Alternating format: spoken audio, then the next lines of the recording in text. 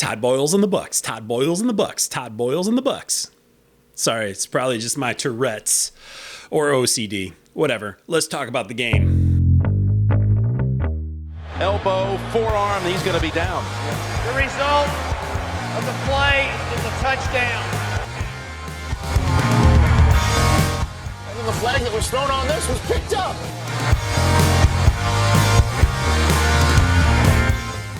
I don't know, did it get the face mask? So by rule, the game is over. The Lions Hangover. All right, welcome to the Lions Hangover podcast. I am Brad. Thanks, everybody, for tuning in on YouTube, Spotify, or Apple Podcasts. If you find me on one, you can definitely find me on the other. And, of course, don't forget to check me out on all social medias. I appreciate follows, comments, all of that stuff. Please subscribe and rate the podcast. 5 stars are appreciated. 1 star's not appreciated as much. But anyway, we're not here to talk about that so much. We are here to talk about the Detroit Lions going down to Tampa Bay and winning with a score of 20-6. The Lions bump their record up to 5-1, while the Tampa Bay Buccaneers drop to 3-2. Too bad for the Bucs, right? Man, what an impressive game. The Lions dominated, I feel like, on both sides of the ball.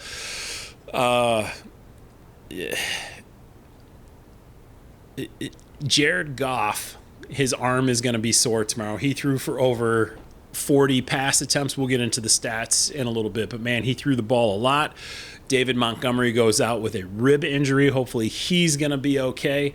The defense does not allow a single touchdown. It was just an excellent performance on both sides of the ball. Amon-Ra St. Brown has himself a game.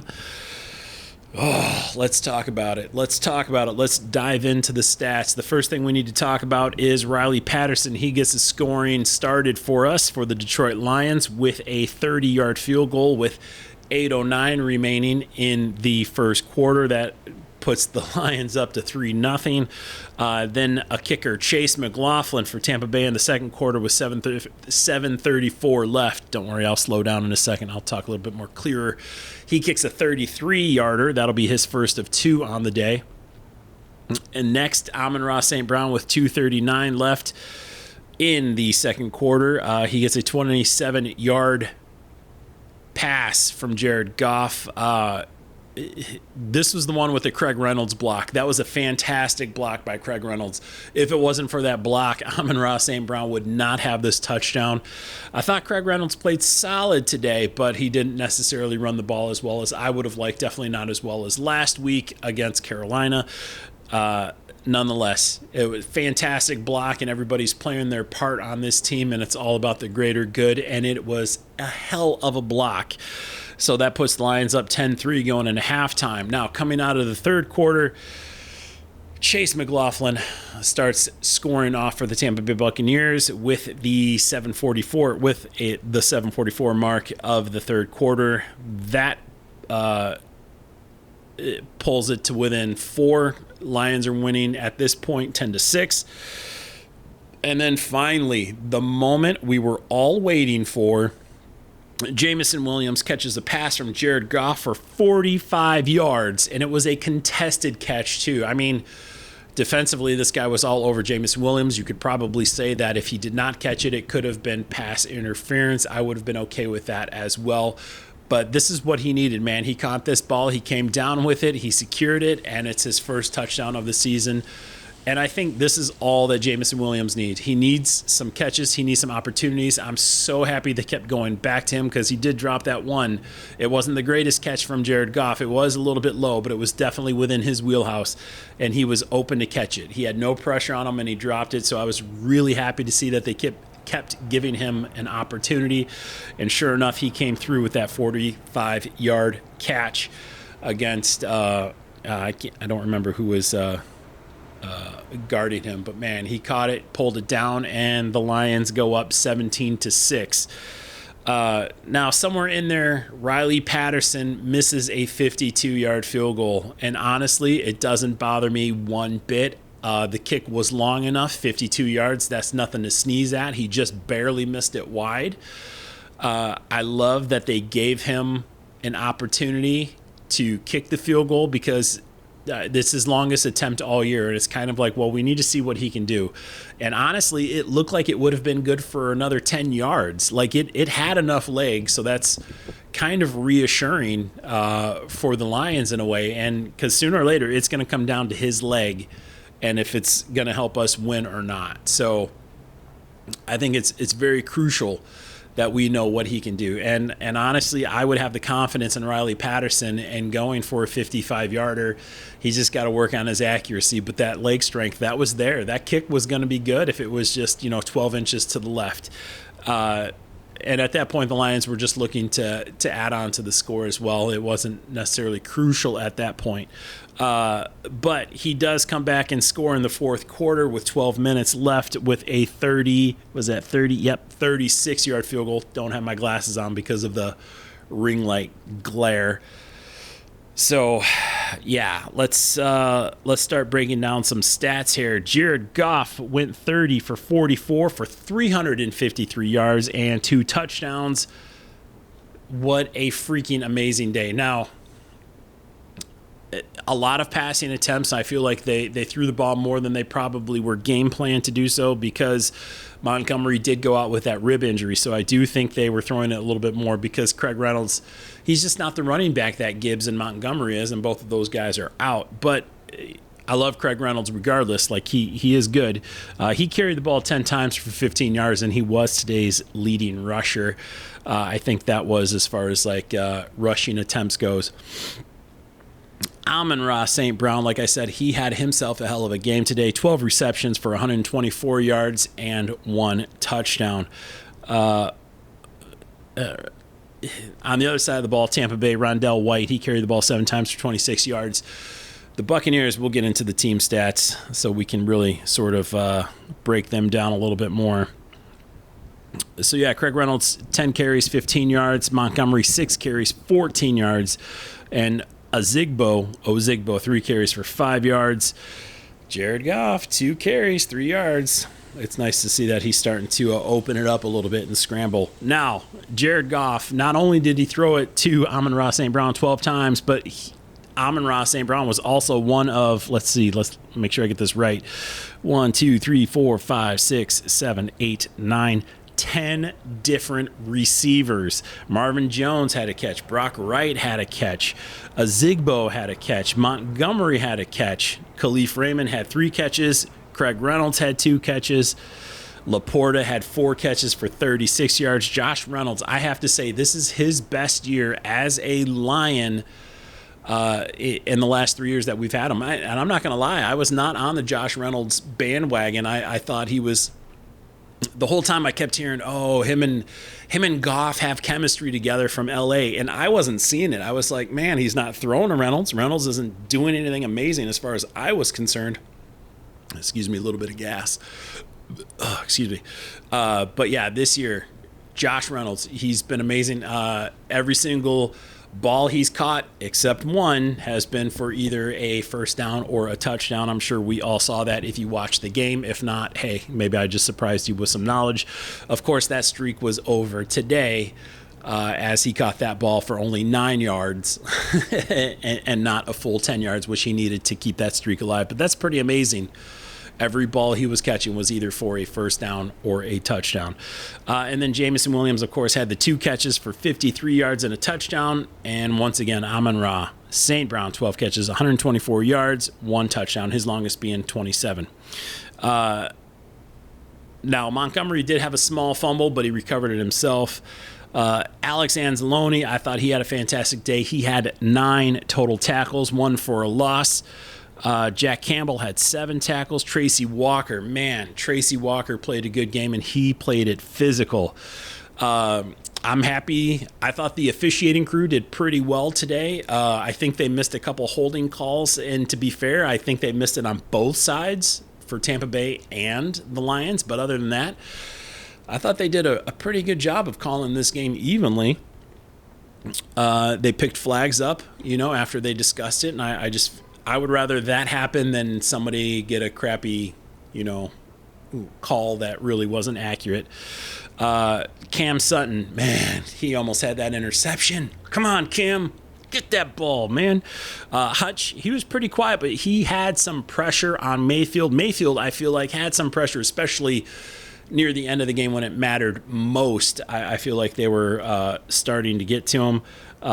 We had 4 quarterback hits all day. Aleem McNeil had one.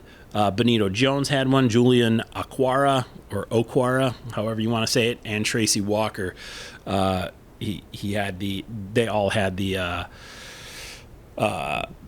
quarterback hit, and Julian Okwara had the sack on Baker Mayfield today. Now, Will Harris had that interception early. That was pretty amazing as well. I think that came in the first or the second quarter. I think it was the first quarter. Will Harris had that interception. Khalil Dorsey, he returned 2 kicks. The longest was for 19 yards. There's one, I thought he returned the ball pretty well. And Khalif Raymond, he had a punt return, his longest being 15 yards. And that was also one where I was like, this dude's going to break it. Riley Patterson, again, went 2 of 3 of his field goals, his longest being 36 yards. And Jack Fox, I know everybody was like, oh, their punter is really good. Yeah, Jack Fox showed him how it was done. He had that one that was ended up on the 2-yard line. That was critical, too, because that was at the end of the game. So the Lions defense held Tampa Bay's offense to a mere 46 yards rushing.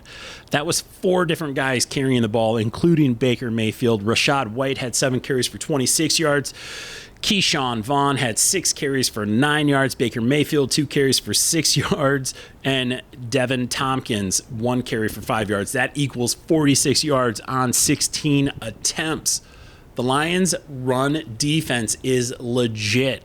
I don't want to hear anything about Jalen Carter or Will Anderson. The Lions defense is fine. They are all set. I'm not saying you can't always add depth or higher talent. That's not exactly what I'm saying.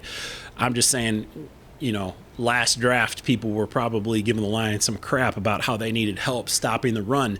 They've never had a problem stopping the run, and I believe that. They have a problem stopping mobile quarterbacks, and I will say that till I die, probably, at least until that changes. But I mean, mobile quarterback is a dual threat weapon, so that's a different animal than stopping a running back. But they stopped running backs today. They've stopped them all year, and I'm sure that puts their average below 60 yards per game, right? We'll have to see. I don't get those stats. Chris Godwin, he caught the ball 6 times for 77 yards. Mike Evans caught the ball 4 times for 49 yards. 0 touchdowns for anybody receiving or running. Again, the defense, freaking solid. Okay, so their defense, Levante David, he had 12 total tackles, 1 sack, 2 tackles for loss. They had 3 sacks on the day, and I felt like they did a good job of getting pressure on Jared Goff. Jared Goff, though, he's smart. He doesn't make too many mistakes. He does just throw it into the ground, especially for those design screen passes. Like, hey, somebody's coming. I'm just going to throw it on the ground. And honestly, the first time I saw it, it pissed me off a little bit. I'm like, why are you just throwing it into the ground? Why don't you just spin the opposite way and try to make something happen out of it? Especially when he did it late in the game. Just take the sack. I mean, keep that clock running. That was my thought. But it's. I'm just being nitpicky now. There's too much good to really be angry at Jared Goff. I got to say, there was maybe 2 passes today where I was like, oh, that's a horrible throw. But maybe 3. But they ended up catching them, except that Jameson Williams one where it was a bit low. I think it might have got tapped. Did it get tipped at the line? I believe it got tipped at the line. Leave me a comment on the YouTube video. I believe it got tipped at the line, though. Always leave me a comment. You got something to say, you disagree, you agree, or you got a little fun fact you want to throw in there, please leave a comment on the YouTube page. Oh, man. There's just so much hype, so much excitement. I love that I'm getting to this right after the game, too, because it's so fresh in my mind. All right, so that's all I really have to say about that. There were no bonehead plays by Dan Campbell. I thought he did a great job coaching the team. Again, the defense was freaking amazing. They went into Tampa Bay and they won. The Lions are 5-1. And now, next week, they travel to Baltimore to play a very beatable Baltimore Ravens. And you got to kind of think that maybe Jared Goff is going to have a chip on his shoulder, Like, hey, I remember all you guys saying trade for what's his name? Yeah. So yeah, let's get some stats up here for the Ravens game as they beat the Titans today. 24-16. They beat the Vikings. Keep messing that up. Yeah. So the Ravens today beat the Titans 24-16. Baltimore is 4-2. This is a very good opportunity for the Lions to go in there, go up to 6-1. Can you imagine that? 6-1, beating Baltimore in Baltimore. Of course, remember the last time they played, Justin Tucker kicked that 66-yard field goal. So hopefully that doesn't happen today. Justin Tucker had a fantastic day today, though. He had 1, 2, 3, 4, 5, 6 field goals. They didn't score a single touchdown today. Justin Tucker scored all of their points. Hey, good for Justin Tucker. But that's not going to work against the Lions, man. That is not going to work. You got to do better than that. Lamar Jackson, he went 21 of 30 for... Oh, no, he's listed for a touchdown. Why did that... Okay, sorry. My bad. But I see all these field goals by Justin Tucker. Where's the one touchdown? Hang on, I want to find it. Okay, Zay Flowers, he had one touchdown. That's all the offense scored was one touchdown. Sorry, I got excited. 6 times 3 is 18, not 24. My bad. Remember a week ago I was like, numbers is hard. But anyway, Lamar Jackson, he had 13 carries for 62 yards. He went 21 of 30 for 223, 1 touchdown and 1 interception. And Mr. Mark Andrews was the leading receiver, 4 receptions for 69 yards. The Ravens, they went up early. They were winning 18-3 at halftime. The Titans had a little bit of a comeback in the third quarter. It was 18-13, and then you get 2 more field goals in the fourth quarter and won by the Titans. So the final was 24-16. This sounds very beatable to me. You can't tell me that the Lions are not better than Tennessee by a mile. And they're going in there to play the Ravens, who can only score 1 touchdown, and they kick 6 field goals. Now, Justin Tucker can beat you, but he should not be the premier weapon of your team. So it's good that they used him today. I think if the Lions offense goes in there rolling, I don't think Baltimore's going to have a chance, honestly. And I hate to sound cocky, but it's like the Lions are 5-1, and they've beat some good teams. Tampa Bay was a decent team. Their defense was strong, and we still put 20 up on them. Kansas City, they've got a strong defense, and we still put, 21 on them. So I think all signs point to yes. All signs point to a win, a victory. I know they're going to play Baltimore in Baltimore. I'm just not scared. Lamar Jackson does not scare me. His legs scare me a little bit, and like I was saying, this is what the Lions struggle with the most, scrambling quarterbacks. They have a problem playing scrambling quarterbacks. But if they can contain him, 60 yards or less? If they can contain Lamar Jackson 60 yards or less, let's see how many points did they have or yards did they have on the ground. They had 139 yards rushing total. Lamar Jackson had 13 carries for the 62 yards, like I said. Then Gus Edwards had 16 carries for 41 yards. And then Justice Hill had 8 carries for 35 yards. And then, 39 carries total for 139 yards. That's not going to work. That's the Lions. If they get ahead like they did today, they are going to it's going to change the game plan for the Baltimore Ravens, and they're going to be forced to throw. And, man, Lamar Jackson, he doesn't scare me throwing. Look, that's not saying that the Lions are going to win. That's not saying that the Ravens can't beat us, and that doesn't mean that, Lamar Jackson can't throw on us. Like, that's not what I'm saying. I'm just saying I'm optimistic. Like, wouldn't you be optimistic? Aren't you optimistic? The Lions are 5-1. Freaking 5-1. Yes. And what did they say? This is the best start over 16 games since 1961 or 62 or something like that. It's ridiculous. Lions had 19 first downs. What was that stat that I saw? Time of possession. The Lions had 36 minutes, 30 seconds time of possession today. The Tampa Bay Buccaneers had 23 minutes, 30 seconds. In the fourth quarter, the Lions were amazing. That was like a 6 or 7 minute drive, wasn't it? And, man, penalized 5 times for 35 yards. The Buccaneers were penalized 5 times for 33 yards. I don't want to make sure I don't want to skip over anything. I just want to make sure I cover it all. 340 yards passing. That's just 30 for 44. I'm just in awe of everything that we saw. Now, their rushing attack was lame. The Lions' rushing attack.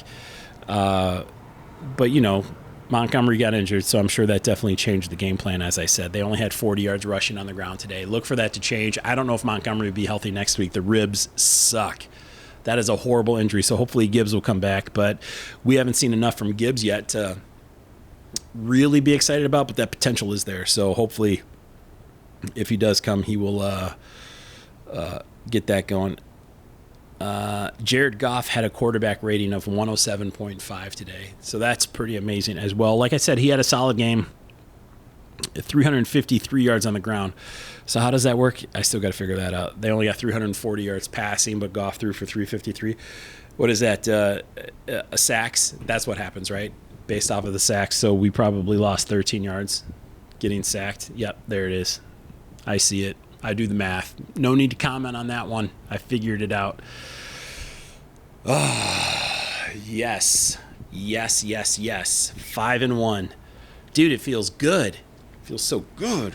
And it's like when somebody gets injured like Montgomery, somebody else steps up like St. Brown. 12 catches, 124 yards. That's huge. Even Montgomery had 19 yards receiving on 1 catch today. That was so good. All right, I think I'm out. I feel like I'm rambling now. Thanks for watching. Remember to subscribe. Tell your friends about me. I'm only going to get more excited. The clothes are going to have to start coming off or something. Lions keep winning. I'll just start Hulk Hogan these shirts. Anyway, that's it for me. You guys, thanks for watching. I'm sorry I'm so dumb all the time. I don't know how else to put it. But, yeah, that's it. I'm out. Peace out. See you guys next week after the Baltimore Ravens.